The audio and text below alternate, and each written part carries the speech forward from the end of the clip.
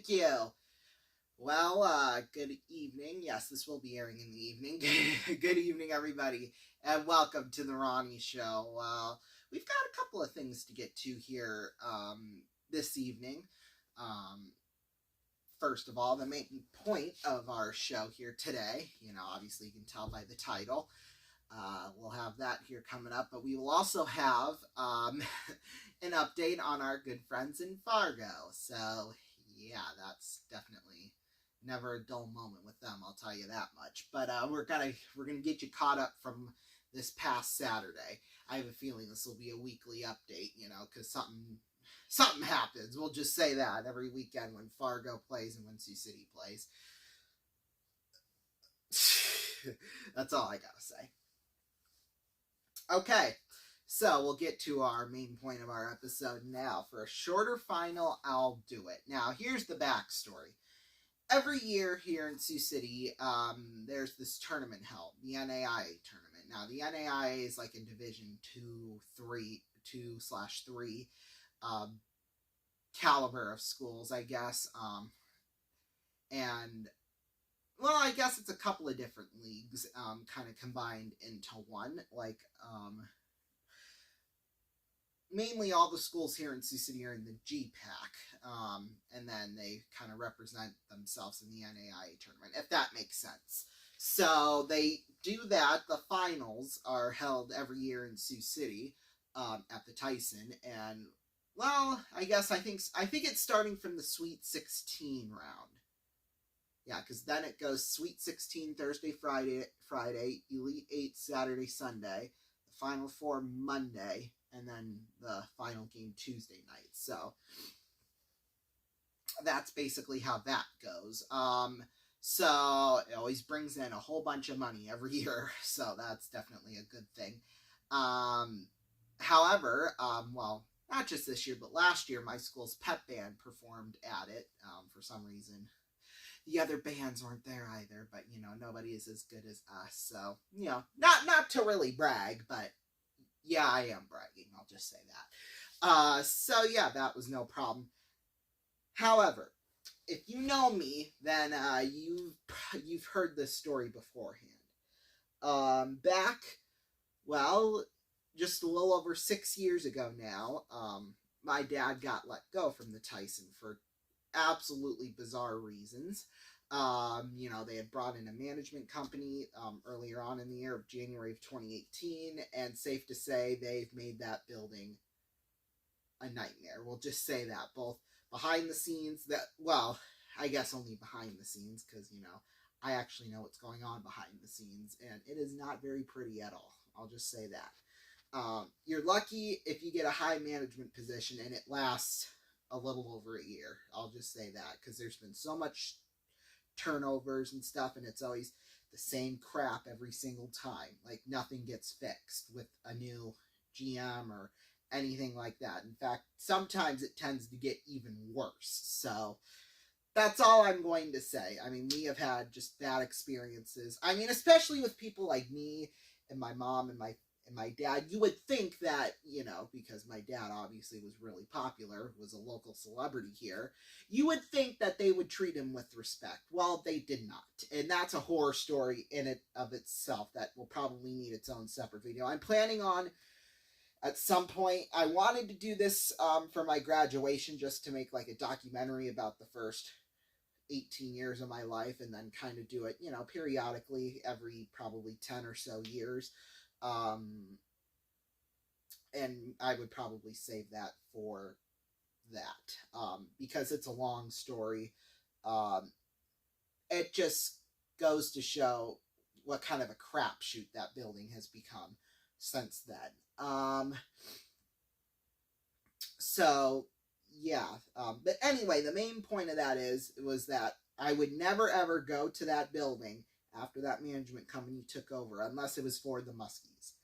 I mean, come on. Going to every single game for the last 18 years of my life, well, I guess it was about 12 up to that. Yeah, it was 12 up to that point. I mean, I'm sorry, I was already invested. However, though, I was going to watch, at least I was going to watch, I don't know about my mom, how much money I spent in that building, because I didn't want to give them too much of my money. because of how crap they are. But yeah, in fact, I still do that to this day.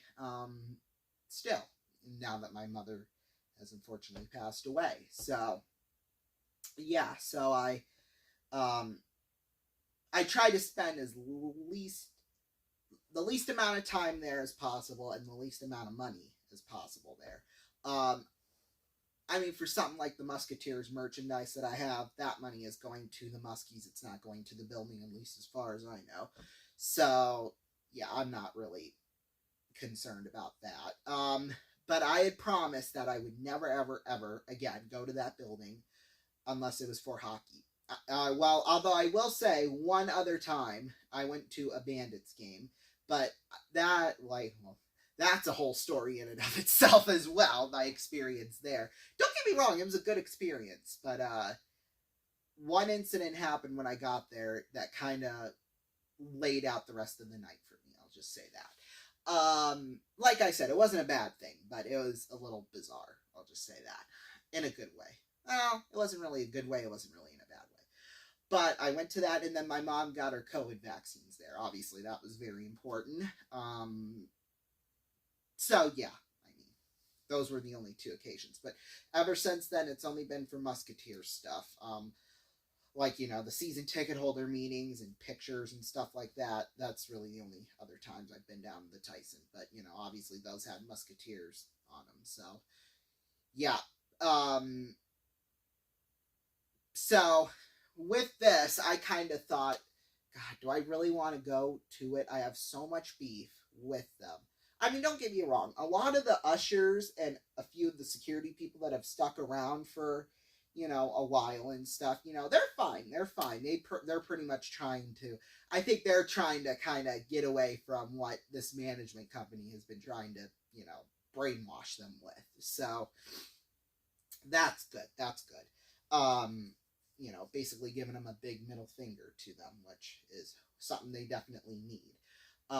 Because they promised all this stuff, and, well, they definitely didn't keep two of probably the biggest promises, is that they were going to keep everyone employed, and that they were going to be bringing more concerts down to the Tyson, which they've probably only had two or three big name acts in that arena every year since they've come, when it used to be like 5 or 6. So, yeah, definitely a big decrease. But anyway, with this whole NA, and here's the even funnier thing, the NAIA has actually threatened to move their women's basketball tournament out of the arena because of horrible, I shouldn't say horrible working conditions, but they weren't treated fairly, like with food and stuff like that. Apparently, one time they were supposed to have dinner laid out, they didn't have that prepared. So, and basically made their staffers go hungry, which was definitely not a good thing. I think the story goes something like that. But, yeah, I remembered that, and I thought, holy smokes. If they're getting treated that badly, then I don't even know why they decided to keep going back. Although that might have been for the volleyball tournament. I don't think that was for the basketball tournament. It was for the volleyball tournament. Still, that looks pretty bad on the management company. But, okay, as like I'm trying to say, I wouldn't go to any other events that wasn't Musketeers related, except for those 2 times, which is fair, which is totally fair. So yeah, because I'm not as big into the Bandits, which is the indoor football team, as, you know, I probably should be. So yeah. But anyway, I kind of thought, you know, before I went to the game Monday night. And like I said, we had done it last year too, but last year, of course, that all happened around the time my father died. So, you know, obviously I wasn't going to attend that. You know, that was kind of dumb, but I still had to take the full final. Well, I guess I just gave it away now. If we performed there, we wouldn't have to take, you know, such a long final for band. Like, it was only going to be like a page for the final, while the actual band final was like 3 pages long, so it wasn't that big of a deal. So, you know, that was fine. However, though, Monday night, before I went, I thought, oh God, I'm going to go to hell for this. That's all I know, because I know my dad and my mom looking up in heaven, they were probably thinking, oh God, he better not do this. But you know what? I don't want to take a 3-page final. I only want to take a 1-page, basically front and back final. So I just said, frick it, I'm going to do it. Which, honestly, it wasn't really that bad. I still won't go to any kind of events down at the Tyson unless it's Musketeers related. I'm hoping in college to, still cover the Muskies, on a 62-game schedule. That's going to be probably 10 times more difficult than it is now. But I'm going to try. That's all I'm going to say, is that I am going to try. If I have to drive an hour or half an hour each way, I'm going to do it, I like I said, I've gone to every single game for the last 18 years of my life. Why stop now? I mean, yeah, so I may or may not get season tickets, but if I do, they'll come out of my own pocket, which is fine. I'm okay with that. So yeah, and the great thing about that was all the same workers that, usually work the Muskies games and stuff like that, they were all there. So I got to talk to all of them, although it probably drove my band director a little crazy at some times. I was just, getting bombarded by people, but that's just what happens when your father was a local celebrity and, everybody in the building knows who you are, I guess. That might be the best way of describing that. So, yeah, I hope my mom and dad looking down on me now are thinking, hey, you know what, for a shorter final, we'll allow it. Because my parents weren't very strict at all, to be honest. They kind of let me do, what I want, whatever I want.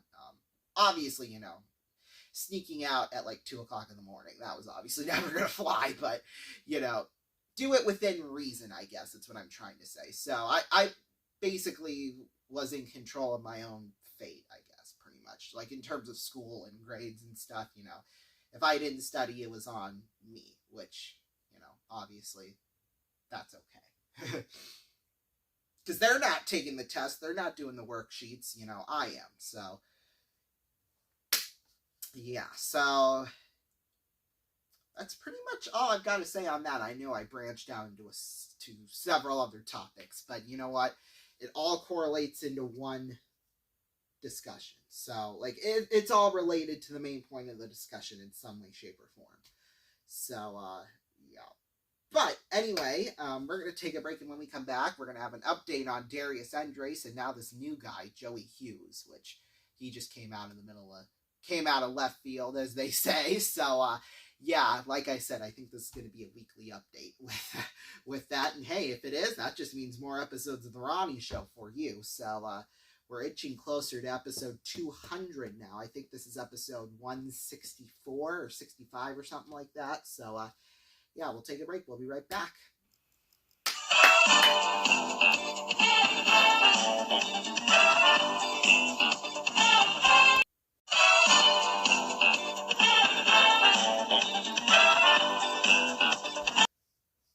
Welcome back, everybody, to the Ronnie Show. Now, we're going to give you an update on Darius Andres and Joey Hughes, two out-of-the-closet Fargo Force fans. We'll just say that.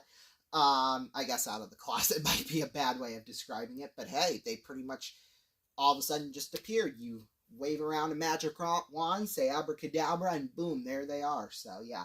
However, though, we got to get to something first, because this is going to be really, really, oh my god. Only Omaha would do this. Only Omaha would do this.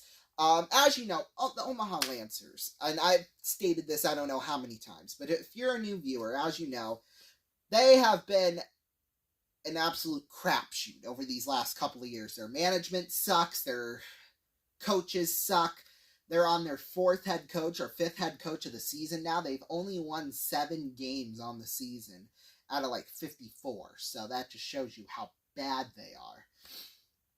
In fact, their last coach that they had, we all thought he was fired, but no, he basically got demoted from head coach to assistant coach.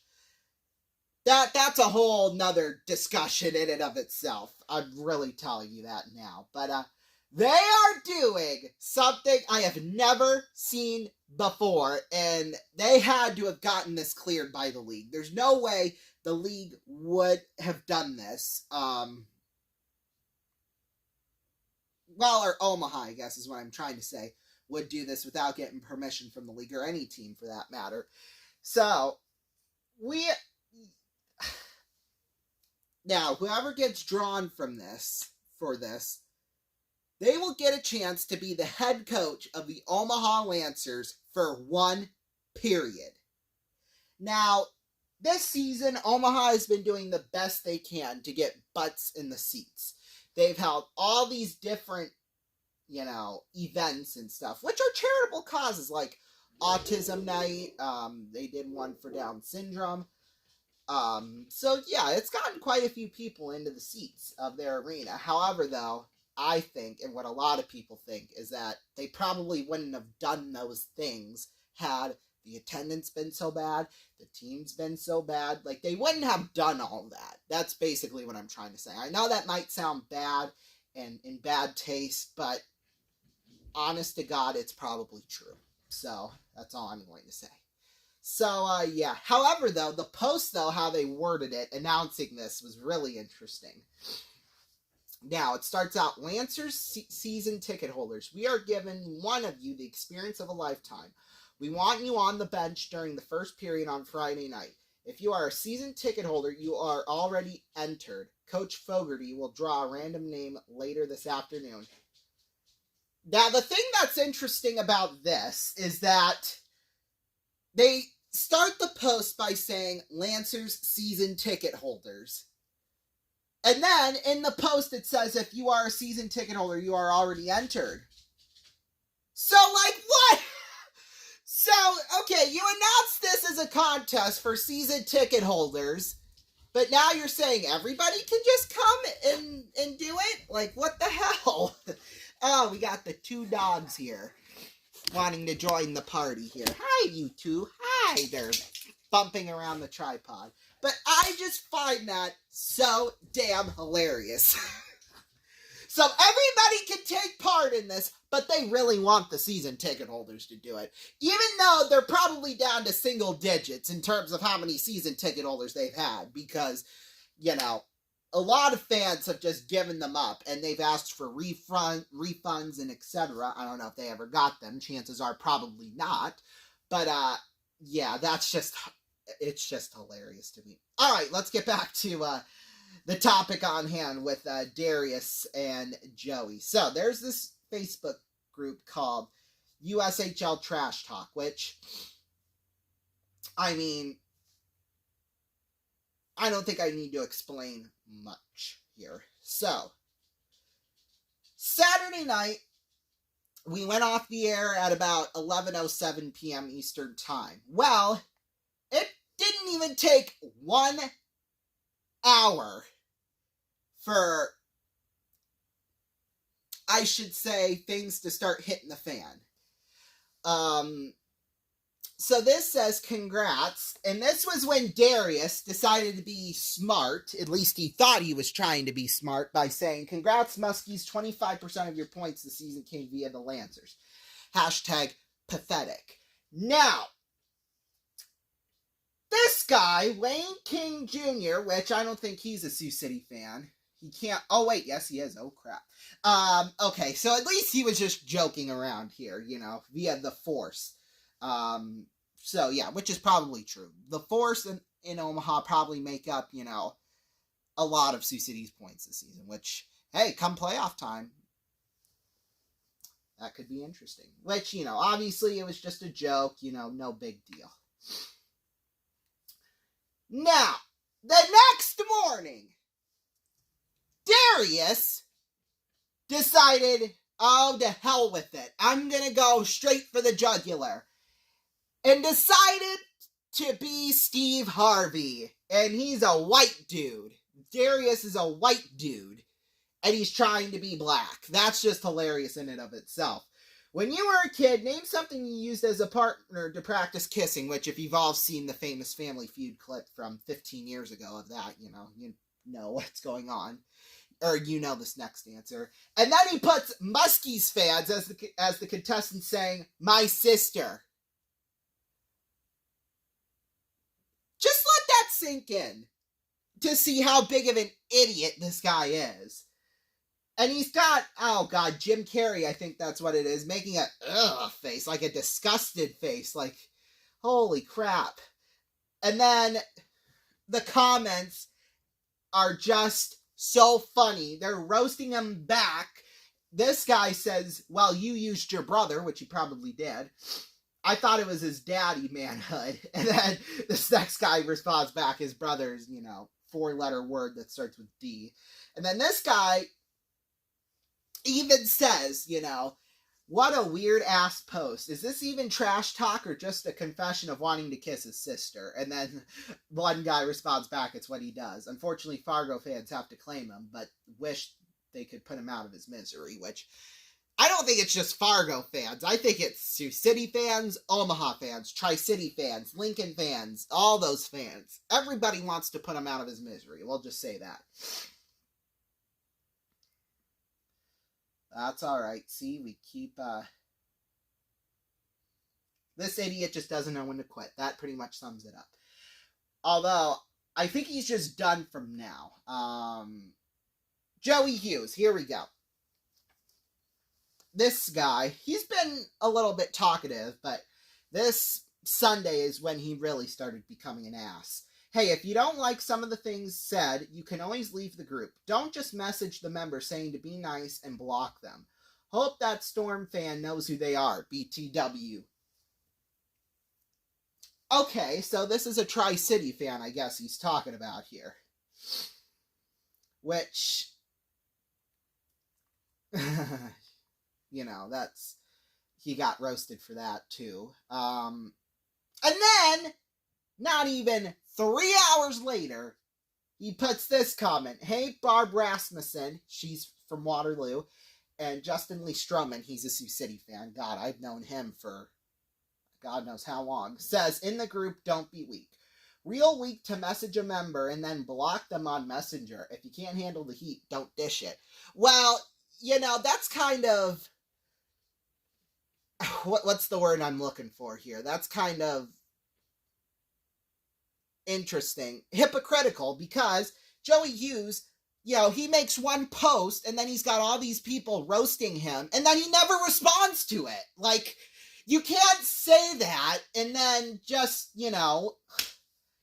not respond to people roasting you. That's just stupid. I mean, I guess with roasts, if you have a great comeback, that's even more hilarious than the actual roast itself. But he's got no comebacks. He's got absolutely no comebacks except, pointing out two people and saying to them, hey, you say don't be weak, but don't be weak yourselves. Although they're flooding the comment section just roasting this guy. What a freaking idiot! And then,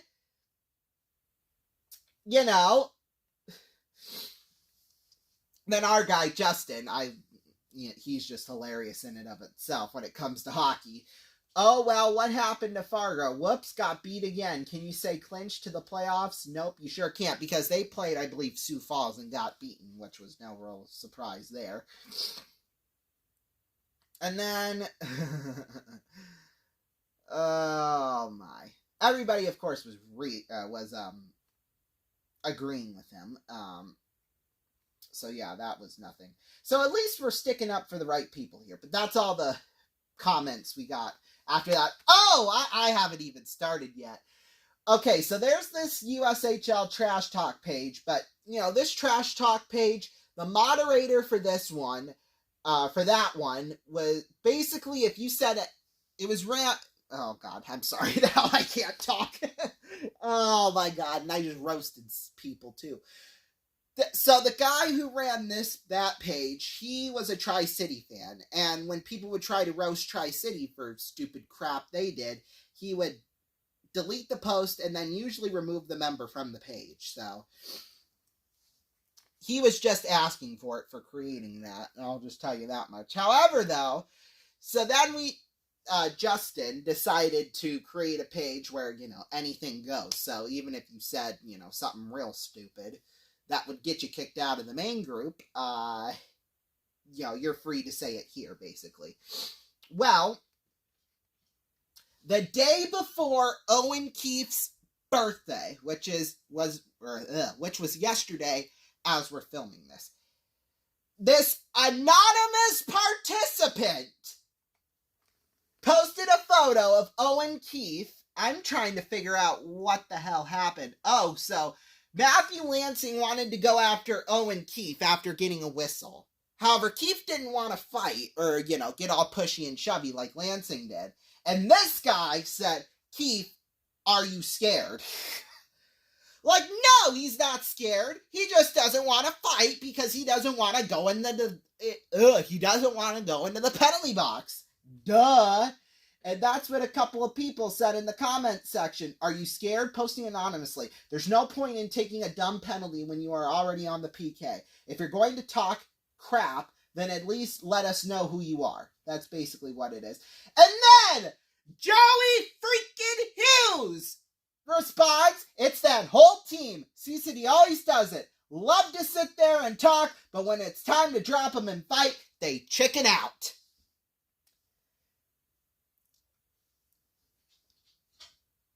Listen, if we're already on the penalty kill, we don't want another guy going into the box, okay? I am sorry.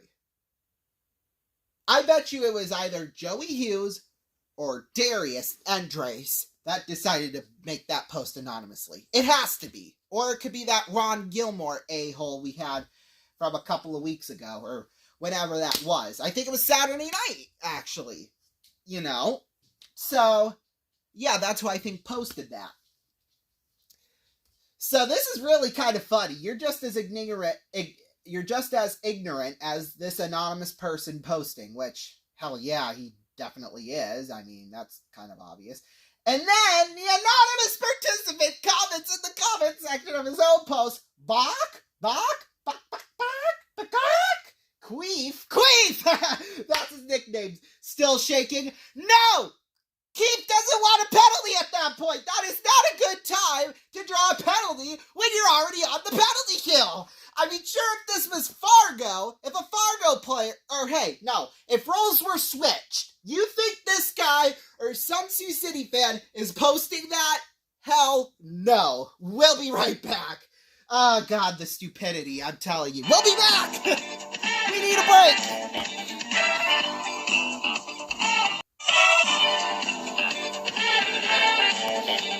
Welcome back, everybody. Boy, oh boy.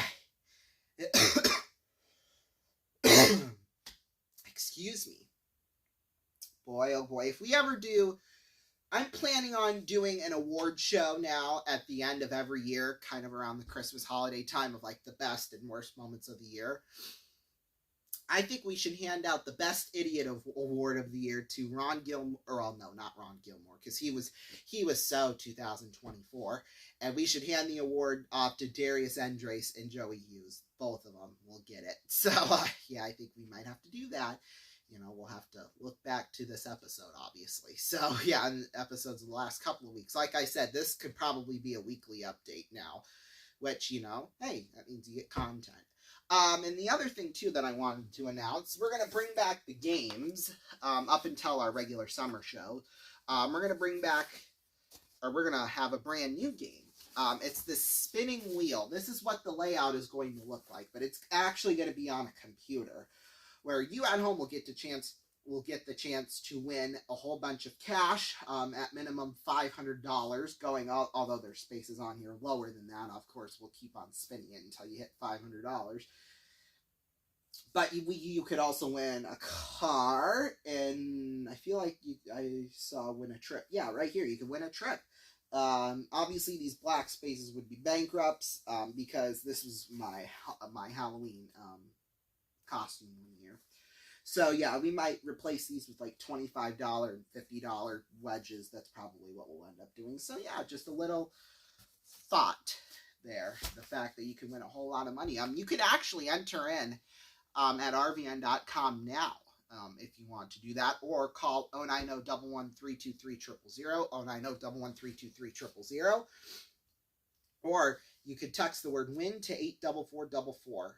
We'll of course have our first contest on the next episode of the Ronnie Show. So whenever that happens to be, but you can enter in, and then the lines will close when the next show starts, whenever that happens to be. It'll probably be sometime next week, knowing Darius and Joey. But yeah, we'll be back.